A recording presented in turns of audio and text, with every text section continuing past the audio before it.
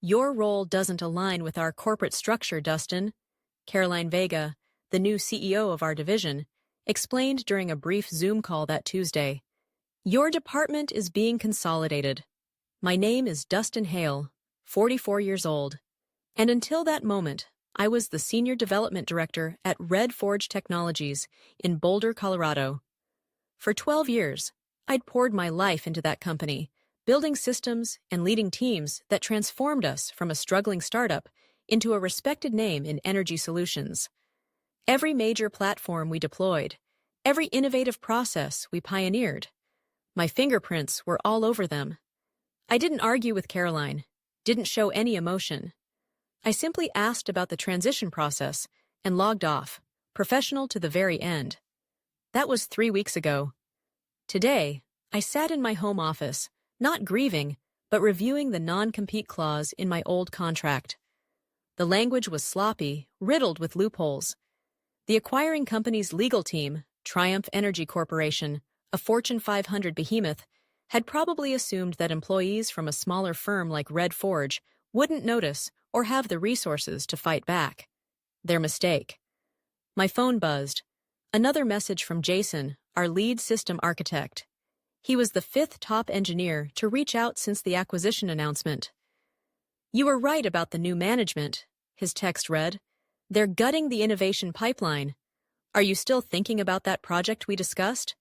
If you've ever been undervalued or seen your hard work dismantled by corporate politics, this story might hit close to home.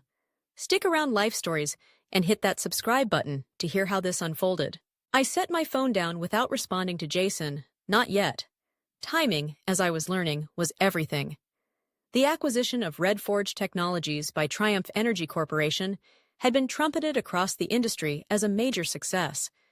The press releases gushed about complementary capabilities and a shared vision for the future.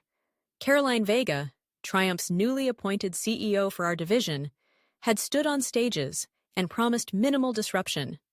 We value the talent that built Red Forge, she declared with a practiced smile. Empty words. The first layoffs, cloaked as synergistic restructuring, came within 8 days. I opened my laptop and reviewed the business plan I'd been quietly refining for months. Not because I specifically predicted being fired, though I'd certainly had my suspicions, but because I saw the trajectory of Red Forge changing long before Triumph even made their offer. Our executives, once focused on groundbreaking innovation, had started chasing quarterly numbers, sacrificing long-term vision for short-term gains. When Triumph made their lucrative offer, our leadership team practically tripped over themselves in their eagerness to accept it. That desperation should have been the first major warning sign for all of us. In my kitchen, I poured a fresh cup of coffee and stared at the large whiteboard I'd mounted on the wall. It was covered in notes, the names of Red Forge's top clients, their most pressing pain points, and detailed diagrams of the unique solutions our team had painstakingly built to address them. Solutions that, I now knew, would soon be dismantled by people who didn't understand their complexity or their value. Below the client names was a shorter list. 5 engineers, the best minds at Red Forge, individuals I had personally mentored and nurtured, people who were now privately, anxiously, asking me what came next. I hadn't answered them yet because my own plan wasn't quite ready, but it would be, very soon. I had joined Red Forge when it was just 11 people working out of a dusty converted warehouse on the outskirts of Boulder. The founder, Harold Thompson, a brilliant but somewhat eccentric engineer, had a revolutionary vision for commercial energy monitoring systems, but lacked the technical framework to bring it to life. I created that framework. I built our first viable product, working 80-hour weeks, fueled by lukewarm coffee and sheer determination, while my marriage slowly, painfully collapsed under the relentless strain. "You're married to that company, Dustin," my ex-wife had said, her voice flat with resignation during our final argument.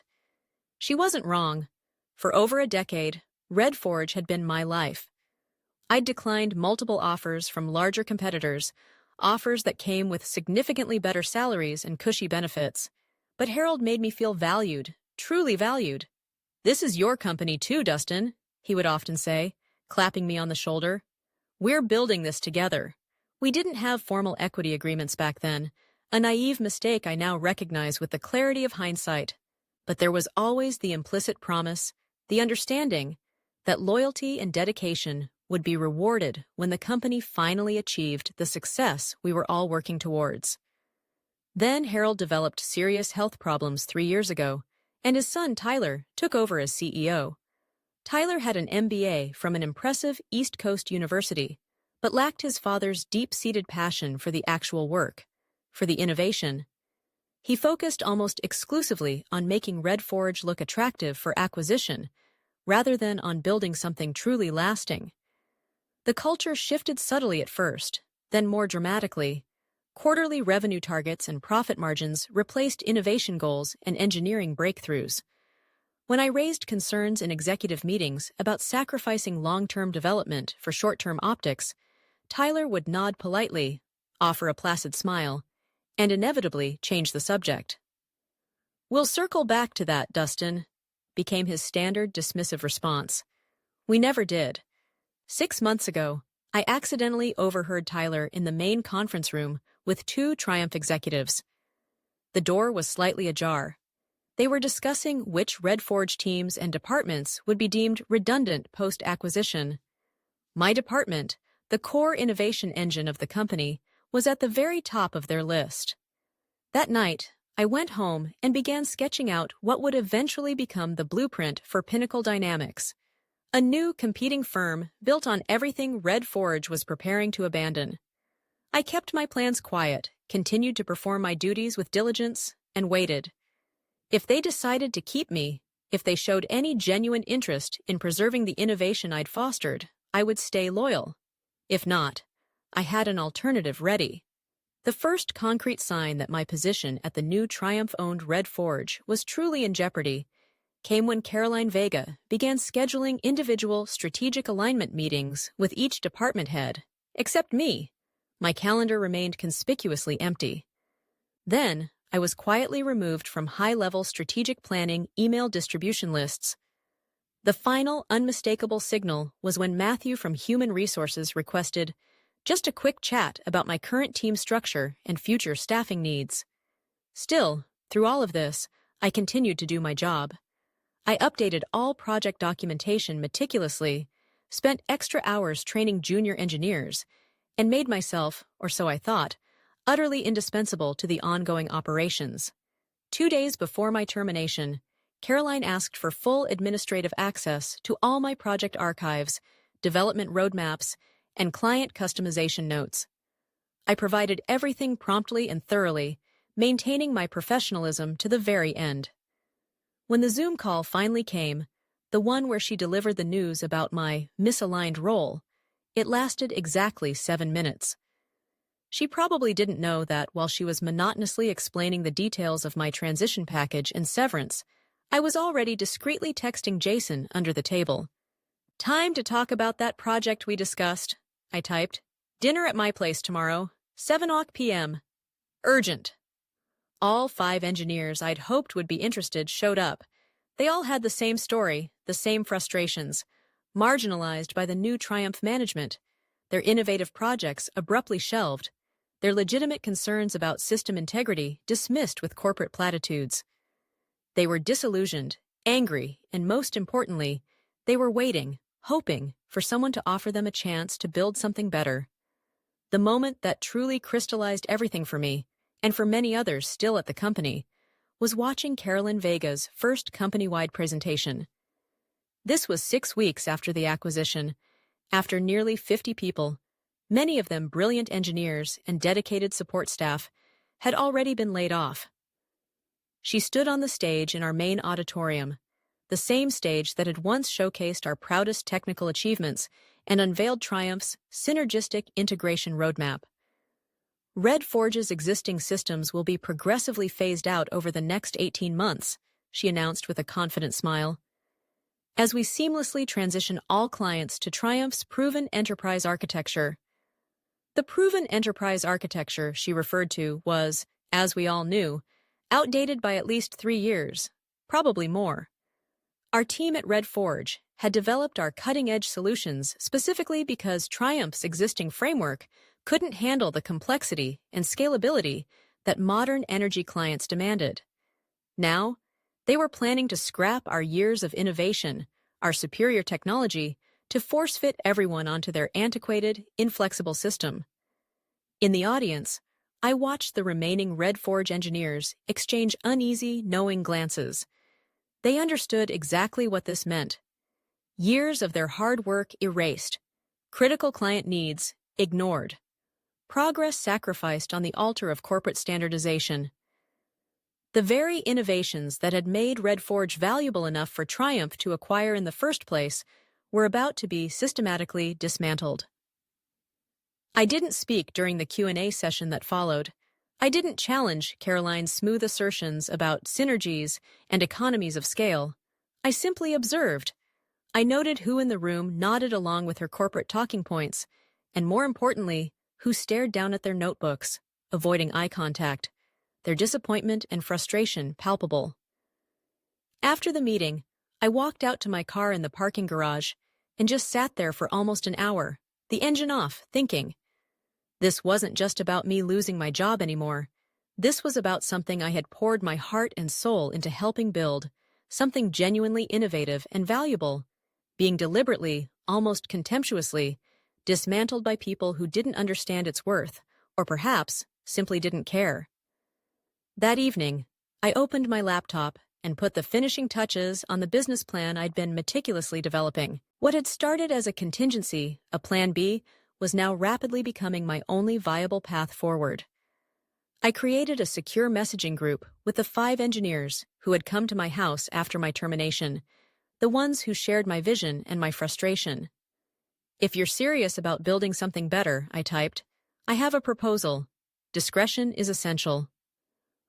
All 5 responded almost immediately, their replies variations of a resounding yes. For the next 3 weeks, we met secretly in the evenings at my house, fueled by pizza and a shared sense of purpose. We systematically identified the critical flaws in Triumph's outdated approach, the emerging market opportunities they were completely missing, and the key Red Forge clients who were most likely to be dissatisfied by the upcoming forced migration to Triumph's inferior systems. We mapped out exactly what had made our Red Forge system superior, and, crucially, how we could evolve those core principles further, creating something entirely new and even more powerful without violating any intellectual property laws. I used my severance package to secure a small, unpretentious office space in a tech park on the outskirts of Boulder, and to file the necessary paperwork to establish Pinnacle Dynamics. The company name was deliberately chosen. We aimed to evoke elevation, a commitment to rising above what Red Forge had tragically become under Triumph's control. The day after receiving my final paycheck from Triumph Energy, I received an unexpected message from Tyler Thompson, Harold's son. Heard you might be starting something new, Dustin. We should talk before you do anything hasty. I didn't respond. There was nothing left to discuss. The time for conversations, for trying to salvage Red Forge from within, had passed weeks ago, the moment Caroline Vega decided that my 12 years of dedication and contribution aligned with nothing in their rigid corporate structure. Instead, I sent a different message, a message to my team of 5. Office space secured, legal documents ready, timeline accelerated. Are you ready to resign tomorrow? 5 variations of yes, I'm in came back within minutes. I closed my laptop and looked at the framed photo I kept on my desk, the original Red Forge team from 12 years ago. Harold's arm was around my shoulder, both of us grinning like fools at our first working prototype. This one's for you, Harold, I said quietly to the photo. We'll build it right this time. 3 months after launching Pinnacle Dynamics, a period of intense, round-the-clock work, fueled by dwindling savings and sheer determination, we secured our first major client. It was Vestrol Manufacturing, a mid-sized industrial production facility that had been using Red Forge's energy management systems for years. Their operations director, Anthony, was a sharp, no-nonsense guy I'd worked closely with on several complex customizations, tailored to Vestrol's specific energy consumption patterns and production schedules. Triumph's integration team just doesn't understand our requirements, Dustin, Anthony explained during our pitch meeting, his frustration palpable. They keep trying to fit our square peg into their round hole, pushing their standard enterprise package on us, and it's just not going to work. We need the flexibility and precision your old Red Forge systems gave us. We demonstrated our new platform, Pinnacle's flagship product. It was built on the core principles of efficiency and customization that had defined Red Forge at its best, but with significant architectural improvements and next-generation features that our team had been eager to implement for years. Anthony was impressed. He signed a contract with Pinnacle Dynamics that same day. 2 days later, a certified letter arrived at our small office. It was from Triumph Energy's formidable legal department, citing, as expected, breach of my non-compete agreement and, more alarmingly, alleging theft of proprietary information. They demanded our immediate cessation of all operations and threatened protracted, costly litigation. I had anticipated this move.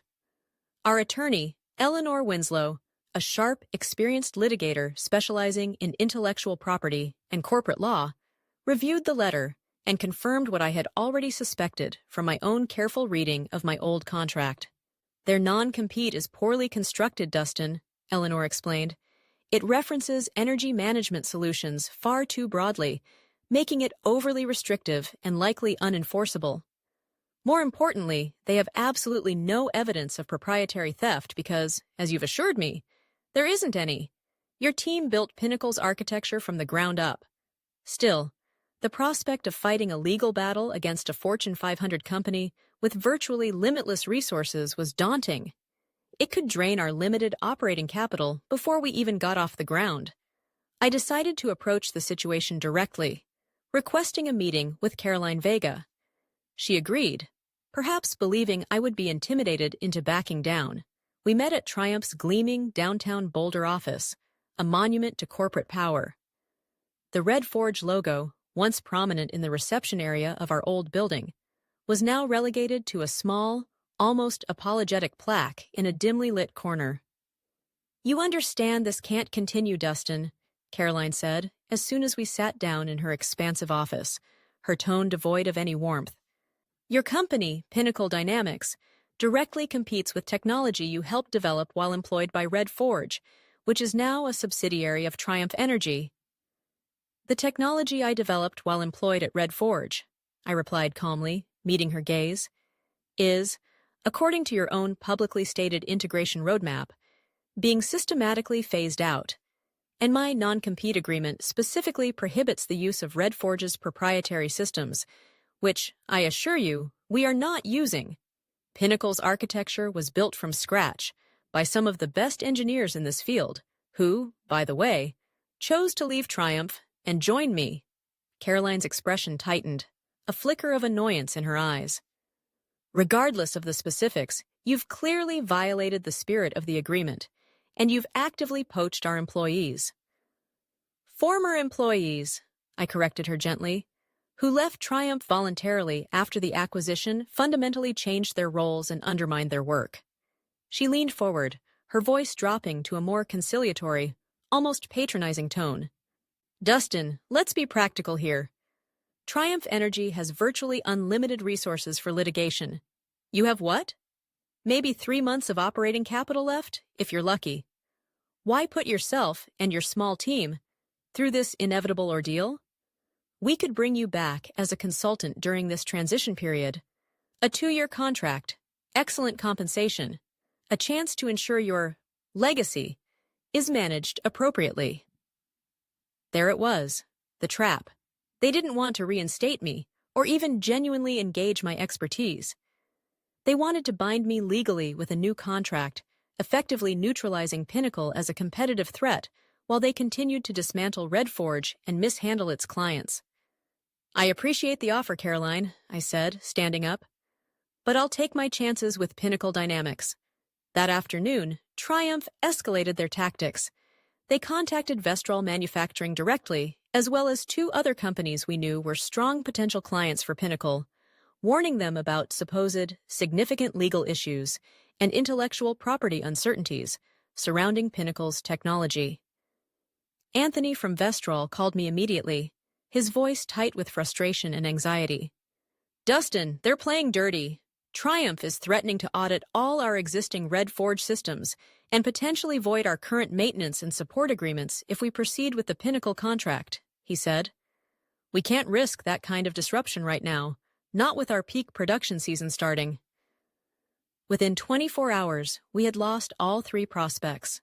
Our financial runway, which we had projected to last several months, suddenly shortened to a terrifying few weeks. The team gathered in our small, cramped office that evening, the faces around the table tense and worried. They looked to me for direction, for reassurance. "They're playing hardball," I acknowledged, meeting each of their gazes. "They're trying to starve us out before we can gain any traction. But in their aggression, they've made a critical strategic error." I pulled up an email I'd received earlier that morning. It was from Harold Thompson, Red Forge's original founder, a man I deeply respected. He'd been silently, and I imagine painfully, watching the acquisition and its fallout unfold from his retirement.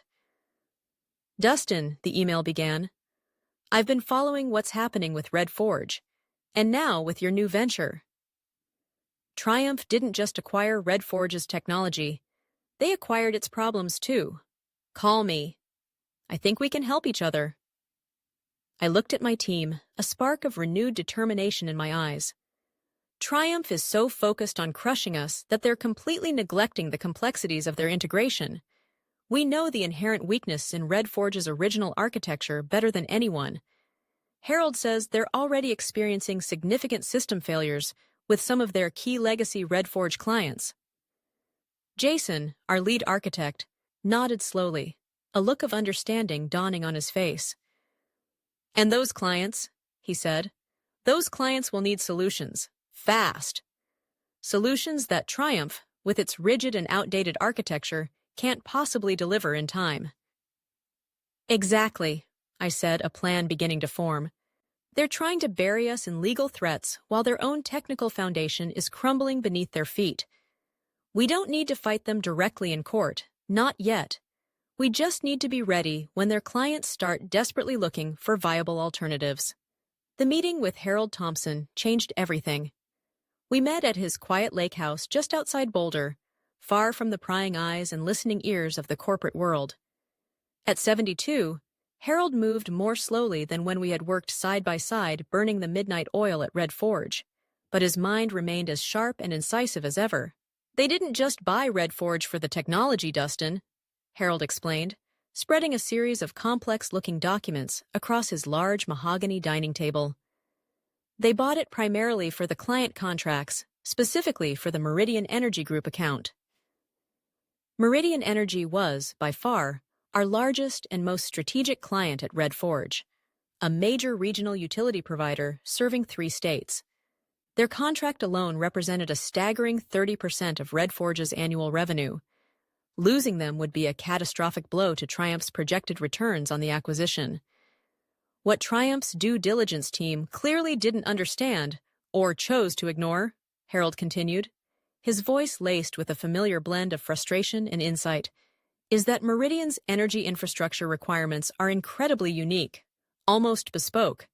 Their grid management system, the one your team spent years developing, was customized extensively to meet their specific regulatory and operational needs. "You led that project, Dustin. You know the complexities better than anyone." I nodded, a vivid recollection of those grueling years flashing through my mind. 4 years of intense development, countless late nights, and near constant pressure. That project had nearly burned out my entire team. But we had delivered a system that was a marvel of engineering, perfectly tailored to Meridian's needs. Harold slid a confidential internal memo across the table towards me. It was an internal Triumph Energy communication, he explained, forwarded to him by a sympathetic board member who had remained loyal to him even after the acquisition. "They're promising Meridian a seamless integration," Harold said, his finger tapping the memo, while simultaneously planning to force them onto Triumph's standard enterprise architecture. The migration timeline they've proposed is not just aggressive, it's functionally impossible. The memo outlined a 6-month migration schedule for a deeply embedded, highly customized system that had taken us 4 years to build and stabilize. Even worse, it dismissively referred to Meridian's specific critical requirements as unnecessary legacy customizations that would be standardized under the new Triumph platform. Meridian's CEO, and more importantly, their CTO, Vanessa Powell, they don't know the full extent of this yet, Harold said quietly.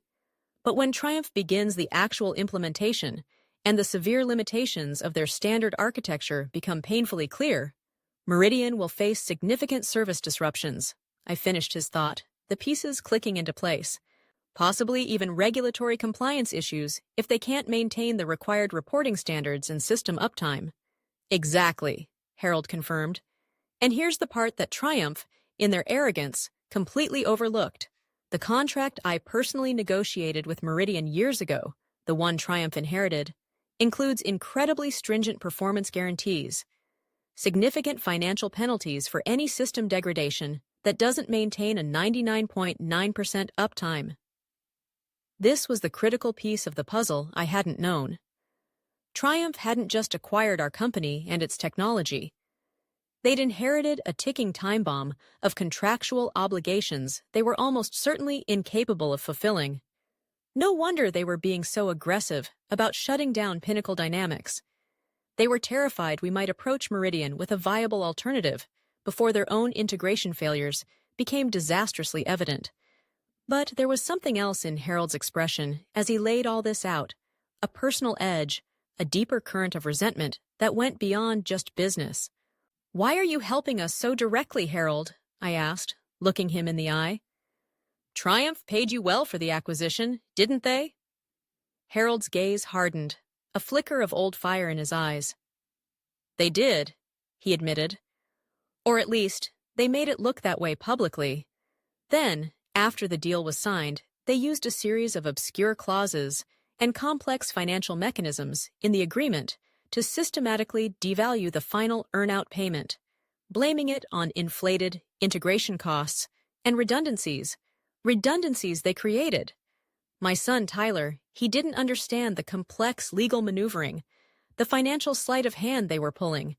The headline figure for the acquisition, the one that made all the industry papers, we received about 60% of that amount, and Tyler's personal stake, the one he was counting on, it was wiped out entirely. There it was, the full picture. Triumph hadn't just been clumsy or arrogant in their handling of the Red Forge integration. They had been predatory. They had manipulated the acquisition process to pay significantly less than promised. They hadn't just discarded the Red Forge team and its innovations. They'd cheated the founders out of their rightful earnings. "Does Tyler know you're talking to me, that you're helping us?" I asked. Harold shook his head, a deep sigh escaping him. "Tyler took a corporate development position with Triumph as part of the deal. He still believes he's being groomed for executive leadership, that he can work his way up their ladder." His voice carried the heavy weight of fatherly disappointment. "He'll learn eventually, the hard way, I suspect, just like we all did." As I drove back to Denver from Harold's lake house, a new, sharper understanding of the situation crystallized in my mind.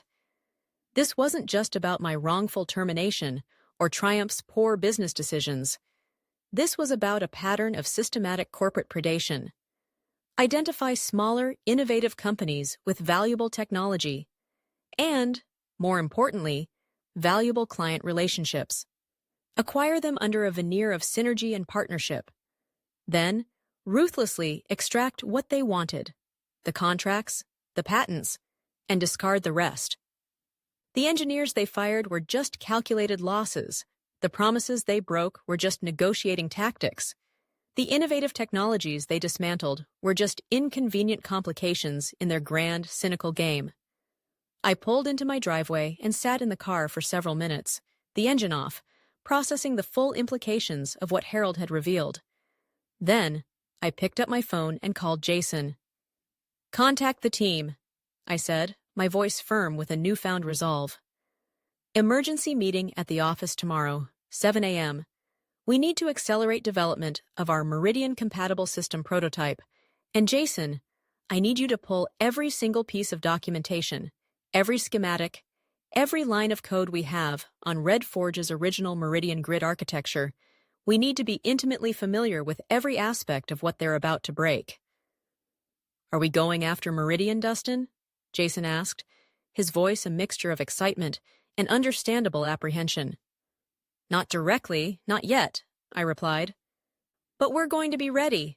We're going to be the only viable solution when they start looking for help.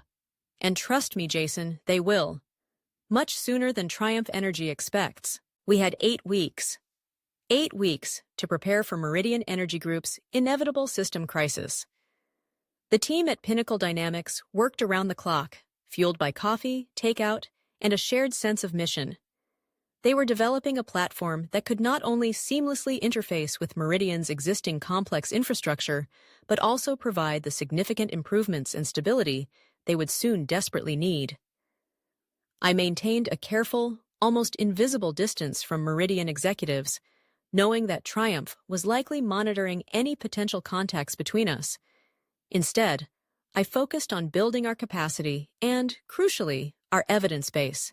We meticulously documented every public stumble, every reported glitch in Triumph's ongoing integration process with other former RedForge clients, creating a comprehensive, data-driven analysis of where their entire approach was fundamentally flawed. Meanwhile, Harold Thompson, from the quiet of his retirement, activated his extensive industry network.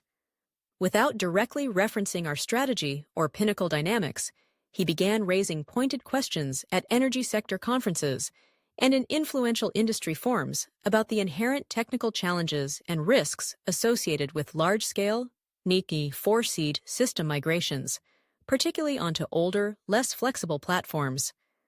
The conversation, the professional discourse, was happening exactly where we needed it to be, in the high-level technical circles where Meridian's own engineering leaders and decision-makers participated. The first major crack in Triumph's facade appeared 5 weeks into our intensive preparation. Triumph initiated the first critical phase of the Meridian system migration, and almost immediately, they encountered the severe interoperability issues we had anticipated. 3 major substations experienced prolonged monitoring failures, creating significant gaps in their regulatory compliance data. Meridian's Chief Technology Officer, Vanessa Powell, a highly respected figure in the industry, publicly described the issues as expected transitional challenges. But privately, according to Harold's well-placed contacts within Meridian, she was furious and deeply concerned. 2 weeks later, when the second phase of Triumph's migration caused a disastrous 4-hour reporting blackout across an entire service region, the situation escalated dramatically. Meridian Energy Group issued a formal notice of deficiency to Triumph Energy, officially triggering the stringent performance guarantee clauses in their contract, the same clauses Harold had warned us about. Triumph's response was telling, and for us, perfectly predictable. They assigned blame not to their flawed integration strategy or their outdated architecture, but to supposed inherited architectural limitations from the original RedForge system. They were transparently setting up a narrative to attempt to void the performance guarantees by claiming the system they had acquired was inherently defective. That was the precise opening we needed. I drafted a detailed, irrefutable technical analysis, complete with system logs and comparative architectural diagrams, demonstrating how the failures stemmed not from RedForge's original, sound architecture, but directly from Triumph's incompatible and poorly executed integration approach. Harold delivered this document personally through a trusted backchannel to Vanessa Powell. 3 days later, I received a text message from an unknown number. Coffee tomorrow, 2 p.m. Westside Roasters. It was signed simply VP. When I arrived at the cafe, Vanessa Powell was already seated in a quiet corner booth. She got straight to the point. "Your analysis, Mr. Hail, matches our internal findings almost exactly," she said quietly, her expression grim. "Triumph is attempting to force us into their standard system to avoid the costs and complexities of maintaining our necessary customizations. The regulatory risks, not to mention the operational risks, are becoming unacceptable. You have options, Ms. Powell, I replied carefully. Do I? Our contract with Triumph is binding. Breaking it would trigger penalties that would likely exceed our entire annual technology budget. Unless, I suggested gently, Triumph is found to be in material breach of that contract through persistent and significant performance failures, a position which I imagine your legal team is likely exploring right now. Vanessa's slight, almost imperceptible smile confirmed my assumption. Even if that were the case, she said, we would still need an immediate, viable alternative. Regulatory reporting and grid stability can't wait for a new 9-month vendor selection process. I slid a small encrypted flash drive across the table. This contains a full technical overview of Pinnacle's platform. It was architected from the ground up, specifically to address the kinds of issues you're currently experiencing. We can deploy a stable, compliant solution within 3 weeks, with zero regulatory interruption. She pocketed the drive without examining it. Triumph claims you violated non-compete agreements. They've been quite vocal about potential litigation. They've made that claim, yes, I acknowledged, but their legal position has significant, well-documented weaknesses. Our counsel has prepared a thorough analysis. I provided a second flash drive. This contains our attorney's findings. I believe your legal team will find it very illuminating. Vanessa nodded once, a flicker of something, respect, in her eyes. I'll be in touch, Mr. Hail.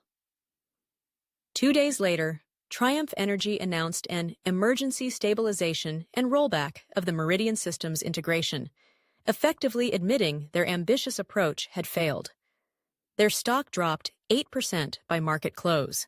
That evening, I received an official request for proposal from Meridian Energy Group, bypassing their normal lengthy procurement process under their emergency operational provisions. I gathered our small, exhausted but exhilarated team at Pinnacle. This is it, I told them.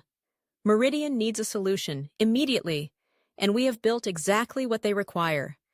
Everything we've worked for, everything we've risked, comes down to this proposal. Jason, ever the pragmatist, looked around the room at our determined faces. Should we be concerned about Triumph's response when they realize what's happening, Dustin? I shook my head, a sense of quiet confidence settling over me. They've created their own crisis. Now, they'll have to watch us solve it. The Meridian board meeting to approve our proposal was scheduled for 10:20 a.m. on a Thursday. By 10:45, my phone rang. It was Vanessa Powell. Unanimous approval, Dustin, she said, her voice crisp and professional, but with an undeniable undertone of relief. Expedited contract execution is underway. We need implementation to begin Monday. Within the hour, our attorney, Eleanor Winslow, confirmed the contract was clean, robust, and fair. No hidden clauses, no traps. Meridian had agreed to our full implementation fee, plus a comprehensive 3-year maintenance and support agreement. The numbers were substantial, enough to secure Pinnacle's future for years to come. More importantly, the contract included a specific indemnification clause against any of Triumph's potential legal claims regarding my non-compete or their intellectual property. Meridian's formidable legal team had reviewed our position and concurred with Eleanor. Triumph's claims couldn't stand up to serious scrutiny. The news of the Meridian Pinnacle deal hit the energy industry like a shockwave by mid-afternoon. Triumph's stock dropped another 12%. Their legal team immediately filed for an emergency injunction to block our contract. The hearing was scheduled for Monday morning, the same day our critical implementation was set to begin.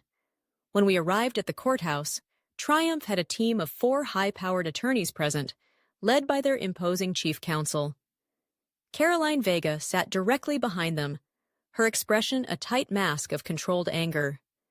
The judge reviewed the filings with brisk efficiency, then looked directly at Triumph's legal team. Your non-compete agreements appear to prohibit Mr. Hail from using proprietary Red Forge systems, the judge stated. But the evidence presented suggests Pinnacle Dynamics has developed its own independent architecture. Furthermore, she continued, her gaze unwavering, Meridian Energy's filing demonstrates an urgent public interest in maintaining utility service reliability and regulatory compliance. The potential for widespread disruption if an injunction were granted is significant. She denied Triumph's request for an injunction without further deliberation. As we exited the courtroom, Caroline Vega intercepted me in the hallway. "This isn't over, Dustin," she said quietly, her voice low and intense. "Triumph Energy doesn't lose." I met her gaze steadily, calmly. This was never about winning or losing for me, Caroline. It was about building something that actually works, something that serves its purpose. I walked past her to where my team waited, their faces alight with relief and triumph. Together, we left the courthouse to begin the implementation that would secure both Meridian Energy's critical systems and Pinnacle Dynamics' bright future. The quiet victory felt complete and incredibly satisfying. 18 months after securing the Meridian contract, Pinnacle Dynamics had grown to 27 employees.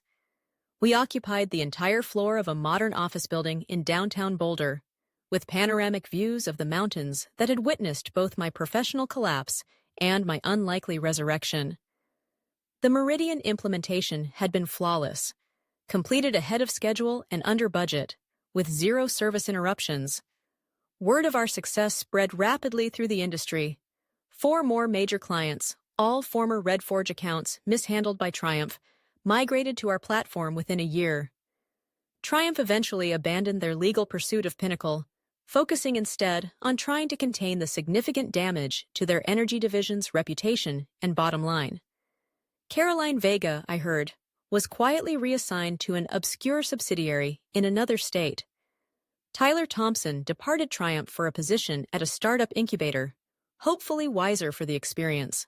Harold Thompson occasionally stopped by our new offices, the pride in his eyes evident as he watched a vision he had once nurtured be reborn, stronger and more resilient than before. He never officially joined Pinnacle, but his guidance and wisdom remained invaluable. On the 2nd anniversary of my termination from RedForge, I received an unexpected email. It was from my former boss at RedForge, the person who had hired me 12 years earlier, before Harold's health declined and Tyler took over. "Dustin," he wrote, "you built something better with Pinnacle than we ever could have hoped to achieve in RedForge's later years. Several of us saw the disaster coming with the Triumph acquisition, but we were powerless to prevent it. Some victories, it seems, just take time." I closed my laptop and walked to the main conference room, where our team was celebrating the successful completion of a complex new module for our platform. These were no longer just colleagues. They were partners, co-founders who had taken the same leap of faith I had, believing that competence, integrity, and genuine innovation would eventually outperform corporate politics and predatory tactics. Later that evening, I stood alone on the deck of my home, watching the sunset paint the majestic Boulder Mountains in hues of orange and purple. The bitter taste of betrayal, once so sharp, had finally faded, replaced by something unexpected. Gratitude, without Triumph's arrogance, without Caroline Vega's dismissive actions, Pinnacle Dynamics might never have existed. I hadn't just reclaimed my career. I'd built something far more aligned with my core values, something more meaningful than RedForge could ever have become under Triumph's short-sighted direction.